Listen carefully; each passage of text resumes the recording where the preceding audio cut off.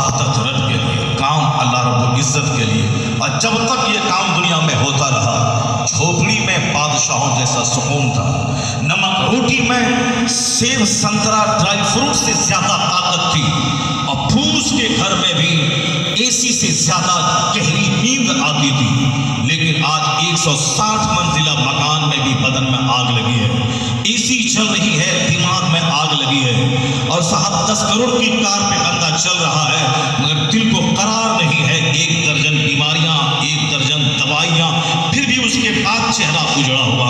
اس کا علاج ہے کہاں؟ اس کا علاج یہی جلسہ دیتا ہے، یہی جلوس دے رہا، یہی فقیروں کی صحبتیں دے رہی ہیں۔ دوسرے لوگ تو مکان بنانے کا فارمولہ دیا، مکان بن گیا، قرار کہاں گیا؟ دوسرے لوگ کار خریدو، ڈاکٹر بنو، نیٹ نکالو، MBBS بنو، 5 لاکھ ڈیلی کماؤ، 10 کروڑ کی کار پہ چلو، مزہ ملے گا۔ جو 10 کروڑ ڈیلی کماتا ہے وہ زہر کھا کے مر رہا ہے، قرار کہاں آیا؟ اب پیسہ کماؤ، نوکری میں جاؤ، اپنے گھر کو سامان سے سجاؤ، 1 لاکھ کا صوفہ، 10 لاکھ کی کاریں، اے سی، ایئر کنڈیشن، صاحب کولر، ساری نعمتیں گھر میں موجود ہیں، مگر لڑائی جھگڑا، لتم جتم، ہر جنگ کا اکھاڑا بنا ہوا ہے۔ صوفہ آ گیا، قرار کہاں گیا؟ کار آ گئی، چین کہاں گیا؟ مکان 160 منزلہ مکان بن گئے، سکون کہاں گیا؟ یہ سارے لوگ کہتے ہیں ڈاکٹر بنو مزہ ملے گا، انجینئر بنو مزہ ملے گا، پروفیسر بنو مزہ ملے گا، بزنس مین بنو مزہ ملے گا، کماؤ گے کھاؤ گے، گھر مکان بناؤ گے، مزہ ملے گا۔ جو بڑا بزنس مین ہے وہاں زہر کھا کے کیوں مر رہا؟ سوسائڈ کیوں کر رہا؟ ریل کی پٹری میں کیوں کٹ رہا؟ رات دن لتم جتم گھر میں کیوں ہو رہا ہے؟ بیوی شوہر میں تکرار اور طلاق کیوں ہو رہی ہے؟ اس کا مطلب ہے کہ بندہ کمزور ہے، بندے کا فارمولہ کمزور ہے، بندے کا فارمولہ غلط ہے کہ مکان میں سکون ملے گا، ڈاکٹر بننے کے بعد چین ملے گا، انجینئر بننے کے بعد چین ملے گا، جوکر کی طرح بال رکھنے، کنگن پہننے، سونے کا لاکٹ پہننے کے بعد قرار ملے گا۔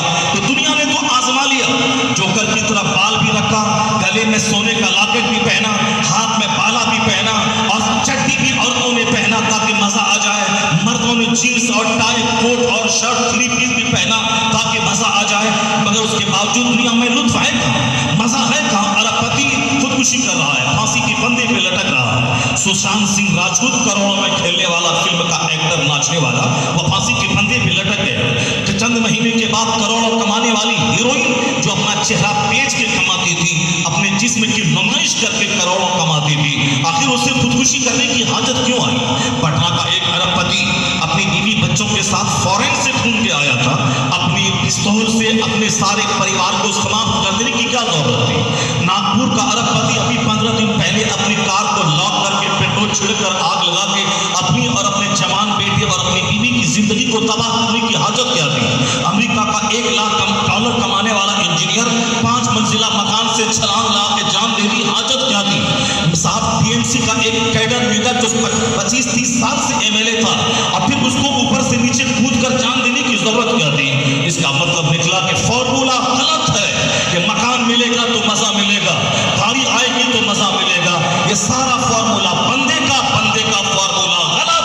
اللہ کا فارمولہ اس جلسے میں بتایا جاتا ہے، مدرسے کی چٹائی میں بتایا جاتا ہے، جمعہ کے خطاب میں بتایا جاتا ہے، الا بذکر اللہ تطمئن القلوب۔ جان لے کے دلوں کا آرام تو اللہ کی یاد میں رکھا ہے، اللہ نے دلوں کا آرام اللہ کی عبادت میں ہے، تلاوت میں ہے، ذکر الہی میں ہے۔ ذکر بڑھتا جائے گا، تلاوت بڑھتی جائے گی، اللہ کی یاد بڑھتی جائے گی، اور چٹائی میں بھی ریشم کے کمرے میں رہنے سے زیادہ سکون اللہ عطا فرماتا چلا۔ نعرہ رسالت، مسلک اعلیٰ حضرت، علماء اہل سنت، عرس اعلیٰ حضرت، نعرہ تکبیر، نعرہ رسالت۔ ہزار انکار کرے اس فارمولے کا نہیں کر سکتا، یہ سچی بات ہے، یہ فیکٹ ہے، یہ حقیقت ہے۔ کوئی 1000 بولے ہم نہیں مانیں گے، اس دیوانے کی بات، پاگل کی بات نہیں مانی جائے گی۔ کوئی بولے کہ رات نہیں ہے، وہ پاگل ہے۔ کوئی بولے کہ سورج نہیں نکلے گا 10 گھنٹے کے بعد، وہ پاگل ہے۔ کوئی بولے کہ صاحب ابھی گرمی کا موسم نہیں ہے، پاگل ہے۔ کوئی بولے کہ سب دن جاڑا ہی رہے گا، وہ پاگل ہے، ایسا نہیں ہوتا ہے۔ کوئی بولے کہ میں سب دن زندہ رہوں گا دنیا میں، اس سے بڑا کتھا کوئی نہیں ہے۔ جو بولے کہ سب دن میری داڑھی کے بال کالے رہیں گے، اس سے بڑا مجنون کوئی نہیں ہے۔ جو بولے کہ سب دن میں بچپن میں رہوں گا، بچپن ہمیشہ رہے گا، پاگل ہے۔ بچپن کے بعد جوانی آئے گی، जवानी के बाद बुढ़ापा आएगा, अगर जिंदगी रह गई, मर गया तो मर गया। बचपन, जवानी, बुढ़ापा, 3 ही स्टेज है, इसके अलावा और कोई स्टेज नहीं आता। देखते ही देखते बच्चा पैदा हुआ, जवान हुआ, मर गया। यह हकीकत है कि हमारी निगाहों के सामने हज़ारों लोग मरते हैं। यह हकीकत है कि मैं सैकड़ों को कांधा देता हूँ। यह हकीकत है कि मैं अरबपति को मरते हुए देखता हूँ, लेकिन हमने उससे कोई सबक हासिल नहीं किया। दूसरों के तीजा में अपना तीजा देखना चाहिए, दूसरों के जनाजे में अपना जनाजा झांक के देखना चाहिए, दूसरों की बरसी, दूसरों के 40वां में अपना 40वां देखना चाहिए, दूसरों के उर्स में अपना उर्स देखना चाहिए, दूसरों की मौत में अपनी मौत झांक के देखना चाहिए। वो भी मेरी तरह आदमी था, उनके भी दिमाग में बहुत सारी ख्वाहिशात पल रही थी, इस मकान के बाद उस मकान, उस मकान के बाद उस मकान, उसके बाद वो प्लान।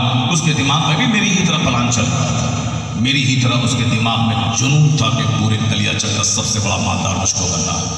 उसके दिमाग में जुनून था कि मैं सबसे बड़ा हाई स्टाइल मार्केट में बनाऊंगा जो कोई नहीं बनाएगा। सारी चीज़ें रह गई, वो खुद चला गया। आए दिन बूढ़े रह गए, कैंसर से पीड़ित, 10 साल से एड़ी रगड़ रहा है बिस्तर पे, मौत नहीं आ रही। 18 साल का जवान चला गया, 25 साल का जवान चला गया। घमंड ने मुझको तबाह कर दिया, अपनी अक्ल पे एतमाद इसने मुझको तबाह कर दिया, अपनी सेहत और जवानी पे गुरूर इसने मुझको तबाह कर दिया। अल्लाह ही मेरा खालिक है, अल्लाह ही मेरा मालिक है, तो अल्लाह का फार्मूला सबसे ज़्यादा मुस्तहकम और मजबूत फार्मूला। अल्लाह ने अपने महबूब को हमारे लिए मॉडल बना के भेजा है। कैसे जीना है मुस्तफ़ा को देख ले, कैसे तुम्हें शादी ब्याह करनी है अपने महबूब को, अपने पैगंबर को देख ले, कैसे अपने स्पाउस से सलूक करना है, अपनी बीवी अपने बच्चों को कैसे पालना है, मुस्तफ़ा को देख ले। यानी हुजूर एक कंप्लीट आइडियल का नाम, जिन्होंने इस दुनिया को एक ऐसा नमूना दिया कि आज तक कोई वैसा नमूना किसी दूसरी जात में देख ही नहीं सकता। भले ही कोई अपने लोगों को हीरो बना दे, अलग बात है, दुनिया का सारा हीरो इनकम्प्लीट है। कोई राजनीति करता है, मजहब नहीं आता है, कोई मजहब की बात बोलता है, सियासत नहीं आती है, कोई साहब क्रिकेट की दुनिया का बाताज बादशाह है, उसे और दूसरी फील्ड में महारत हासिल नहीं, कोई लिटरेचर पढ़ाता है, किताबें लिखता है, दूसरा हुनर उसके पास नहीं, कोई खिताब करता है, उसके पास दूसरी सलाहियत नहीं, कोई राजनीति करता है, उसको मजहब से कुछ लेना देना नहीं।